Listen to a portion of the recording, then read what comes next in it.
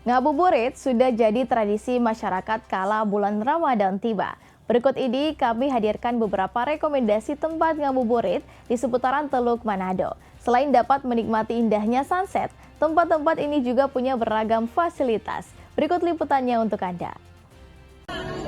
Ngabuburit merupakan aktivitas yang dilakukan umat muslim untuk mengalihkan rasa lapar sembari menunggu azan maghrib tiba. Nah, di kota Manado ada beberapa spot yang sangat cocok untuk dijadikan tempat ngabuburit. Pohon Kasih Megamas. Tak hanya berolahraga ringan di lokasi ini, Anda dapat menyewa kendaraan listrik seperti sepeda maupun skuter. Harganya tergolong ramah di kantong, mulai dari 30 ribuan per 30 menit. Selain itu, warga juga suka duduk di tepi pantai sambil menikmati udara segar hingga memancing. Dermaga Kayu Megamas.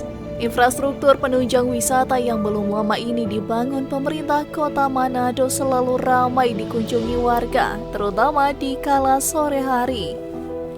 Tempat yang estetik selalu menjadi incaran untuk bersuah foto.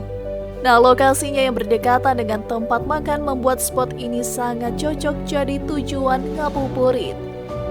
Jadi, ketika Anda berbuka tiba, Anda tinggal melipir ke restoran atau food truck di sekitarnya. Malalayang Beach Walk. Bagi Anda yang ingin bersantai sambil mandi pantai, bisa merapat ke Malalayang Beach Walk.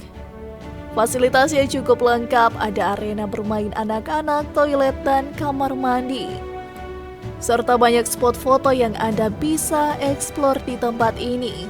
Destinasi ini juga sudah dilengkapi dengan warung makan, jadi tak perlu bingung jika tiba saatnya mengisi perut.